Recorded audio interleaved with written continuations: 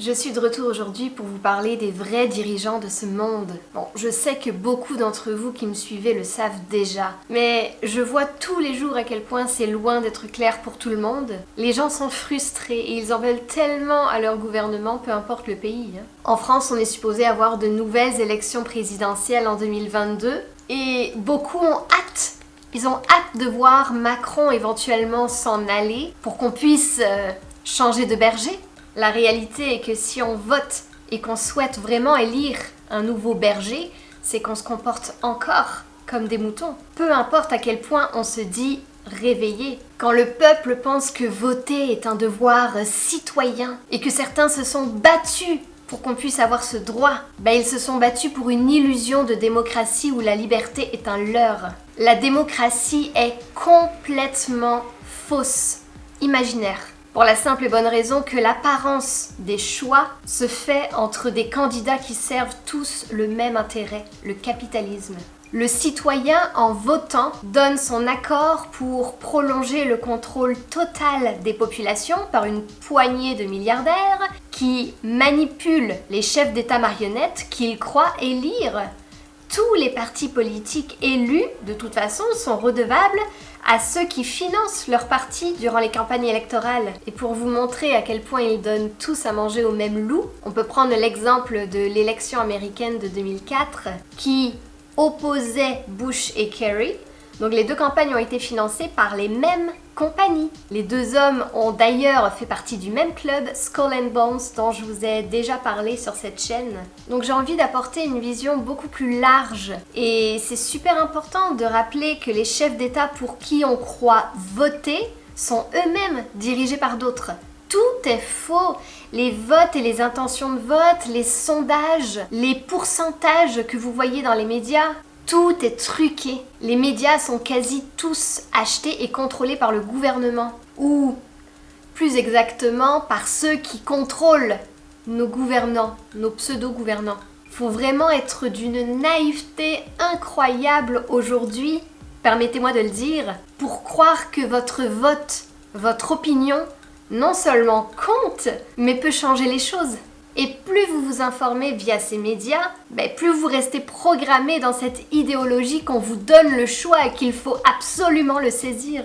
Croire en la démocratie aujourd'hui, c'est croire au Père Noël. Coluche disait « Si voter servait vraiment à quelque chose, il y a longtemps que ça serait interdit. » Vous croyez qu'il a dit ça par hasard? On peut pas mieux dire en fait. Ça résume tout, je pourrais arrêter là mes vidéos.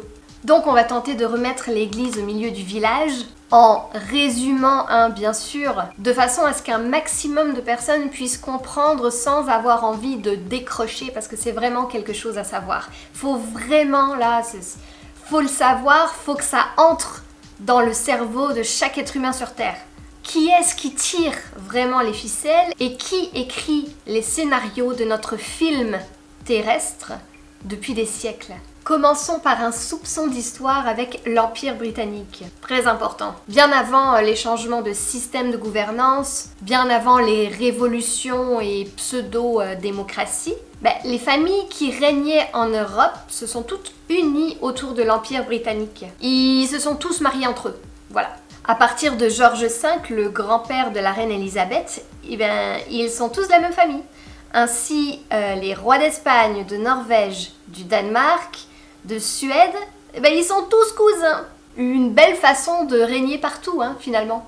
Et pour rester discrets dans leur petite manigance, ils ont mis en place la fraude la plus extraordinaire que nous connaissons, la démocratie. Depuis le départ, tout est sous leur contrôle, tout. Cherche pas, tout. Ils contrôlent bien évidemment l'argent puisqu'ils possèdent la quasi-totalité de l'argent sur Terre, mais aussi donc les gouvernements, les multinationales, l'éducation, les systèmes de santé, ou plutôt de maladie, la justice, ça aussi c'est un bien grand mot, les médias, les réseaux sociaux, etc. Alors ils ont créé des concurrences dans tous les domaines. Tout est parfaitement ficelé. Franchement, ils ont bien bossé. Ils décident quel pays doit continuer à vivre de façon à ce que les peuples croient qu'ils sont en dictature, comme la Corée du Nord par exemple. Quels autres pays auront un sentiment de plus grande liberté, je dis bien un sentiment de plus grande liberté, alors qu'en fait, un seul groupe mondial s'amuse à faire des tests sur les populations avec la politique et toutes sortes de restrictions qu'on peut avoir dernièrement. Toute la politique est gérée par eux. C'est simple.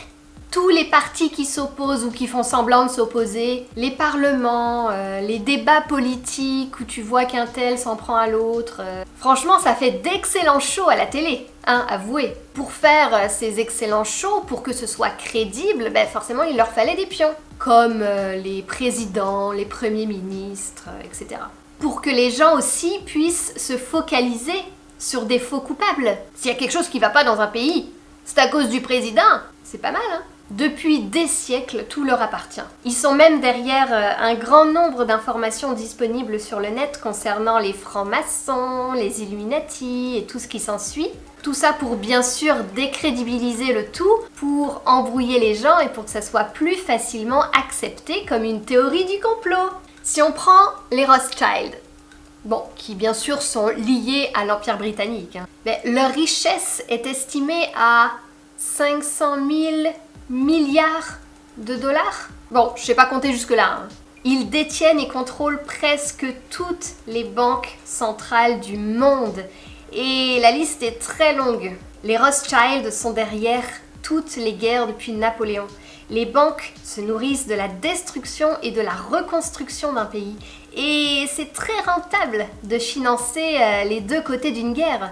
Donc elles prêtent aux pays qui sont opposés, hein, et elles se contrefichent complètement de qui gagnera la bataille, puisque de toute façon, elles vont toucher les intérêts.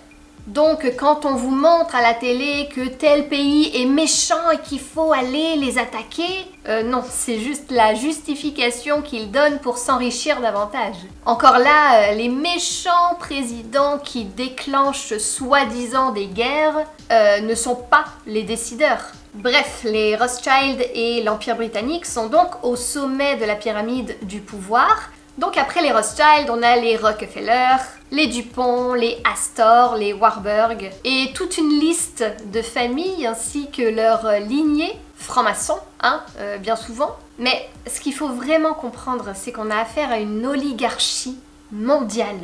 Il y a déjà un gouvernement mondial, vous voyez ce que je veux dire? Donc je rappelle ce que c'est l'oligarchie, c'est quand une poignée de personnes ou de familles détiennent l'autorité sur tout. Donc c'est un régime politique mais caché puisque jamais vraiment mis en avant, hein. Les livres d'histoire ne vous parleront jamais de l'implication des Rothschild ou des Rockefeller ou autres banques dans les guerres qu'ils ont financées. On vous dira que Hitler, Staline, tout ça c'était des méchants. Mais pour faire la guerre, il faut de l'argent. Et ces mecs-là, ils n'en avaient pas. Il a fallu que des banques les soutiennent financièrement. Tout comme on a évité de nous dire que Hitler s'était en fait grandement inspiré de ses idoles eugénistes américaines quand il a écrit Mein Kampf et qu'il était lui-même leur pion. Hitler, il n'a pas inventé grand-chose, hein, en fait. On s'en prend à lui, mais je dis pas que c'est un gentil. Mais je veux dire, c'est assez exceptionnel que depuis 70 ans, on s'en prenne encore à la même personne, mais qu'on ne dézoome jamais en fait. Bref, que ce soit dans les livres d'histoire ou dans les médias, on vous parle toujours des marionnettes publiques, des façades en fait. Mais on vous parle pas de ceux qui contrôlent ces marionnettes, ces façades. On vous explique les choses d'un point de vue orienté toujours. C'est toujours assez bien emballé d'une certaine façon pour que le public pense comme ça. Il est bon aussi de rappeler, tant qu'à faire, que les médias sont au service de Big Pharma, hein, de l'OMS, qui leur donne des sommes colossales chaque année pour relayer dans le monde entier les informations qui les arrangent. Quand t'as compris ça, franchement, t'es plus jamais capable de regarder les infos à la télé. Donc cette poignée de famille est au-dessus des lois, au-dessus des gouvernements. Elle nous garde esclaves grâce à des institutions qu'elles ont créées, qu'elles ont mis en place, et qui sont bien évidemment intouchables juridiquement parlant. Aucune cour de justice ou autre institution juridique dans le monde n'est capable de les poursuivre. En d'autres termes, ces gens-là sont au-dessus de tout. Bon, je pense que vous l'aviez compris. Mais bon, tu sais, c'est bien de le rappeler. Hein. Si vous avez encore envie d'aller voter après cette vidéo-là, moi je peux plus rien faire pour vous. Hein. Donc tout ceci est un jeu. On vit dans un film. La NASA n'est qu'une superproduction illusoire. Bill Gates, Bilou, ou son copain Zuckerberg, qui était à la base des génies de l'informatique, hein, soi-disant, ben en fait ces mecs-là, ils ont juste accepté des accords, des contrats. Ce sont des acteurs. Vous comprenez? Des acteurs. Et la petite Greta, la gamine, une actrice.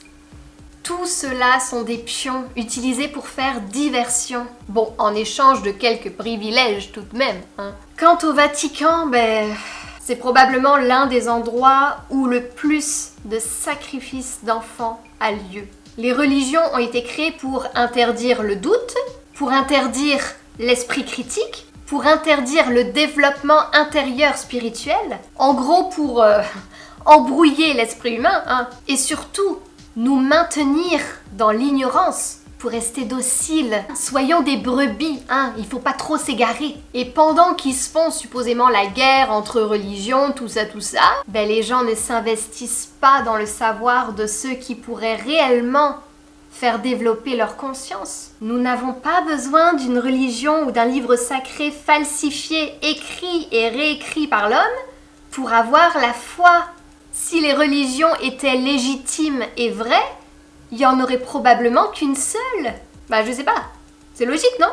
Bref, revenons à nos moutons, hein. Toutes ces personnes qui travaillent dans l'ombre, qui ne sont pas mises en avant, qui ne font pas partie des façades que l'on voit à la télé, dans les journaux, tout ça, ont accès à énormément de savoir, de technologie et de connaissances sur des choses dont on ne pourrait même pas concevoir l'existence. Et bon, je n'irai pas trop loin aujourd'hui dans cette vidéo, mais tous les noms que j'ai cités plus tôt sont probablement eux aussi les pions de certains êtres à échelle plus élargie que l'échelle terrestre. Faut être prêt à l'entendre, hein. Il est temps maintenant. On est entouré. Quand tu sais qu'il y a autant de planètes dans l'univers, qu'il existe de grains de sable sur toutes les plages, bien naïf! Et celui qui croit que la planète Terre est la seule planète habitée et que à l'échelle du cosmos, il se passe rien. On peut pas le voir, donc il se passe rien. Hein. La NASA nous l'aurait dit quand même. Hein. Les gouvernements nous l'auraient dit quand même. Donc, en vouloir à un président ou à un chef d'État, c'est se fier uniquement aux acteurs visibles de cette grande pièce de théâtre, mais ne pas avoir conscience que ce sont d'autres qui l'ont écrite et qui la montent à tous les jours. Et la seule façon de sortir de l'amphithéâtre, ben c'est pas de réécrire la pièce avec des nouveaux acteurs, c'est de retrouver notre souveraineté, notre indépendance. Et bien sûr ça, ben tu peux pas le faire du jour au lendemain, hein. Tout a bien été calculé pour nous laisser ancrés dans ce monde-là. Tout a été pensé, très très bien pensé pour nous maintenir endormis, bien confortablement sur nos petits sièges devant le rideau rouge. Hein. Mais déjà, prendre conscience que tout ça n'est qu'un jeu, tout ça n'est qu'un film dans lequel on peut évoluer si on le choisit, ben, c'est faire un premier pas vers cette souveraineté. La pandémie que nous vivons est une opportunité incroyable en fait pour apprendre, pour s'informer, pour en savoir toujours plus sur la pièce de théâtre orchestrée sur Terre. Mais il faut trouver un juste milieu et prendre un peu de recul pour ne pas se laisser envahir par toutes ces émotions négatives qui nous grugent. Quand tu prends conscience de tout ça, c'est sûr que t'as pas le choix d'être énervé. Oui, mais c'est ça qu'ils veulent. Et ça aussi, votre réaction négative fait partie du jeu. Vous devez vous détacher de ça. Je sais que c'est pas facile. Ça l'est pas pour moi non plus. Le but est d'évoluer en conscience dans ce jeu et de l'utiliser pour travailler sur soi au maximum. C'est la seule chose que nous pouvons faire maintenant. Évoluer en conscience, peu importe les règles du jeu. Se focaliser avant tout sur soi, parce que oui, c'est un travail individuel, avant même de se focaliser sur les prochains épisodes de l'état profond. Commencer par se déprogrammer de tout ce que l'éducation, les religions, les livres d'histoire, les médias ont installé en nous depuis notre naissance. Essayer de toujours voir plus loin que ce qui nous est montré, parce que la vérité se trouve bien souvent dans ce qui nous est caché. Et n'oublie pas, la curiosité est le plus beau des défauts.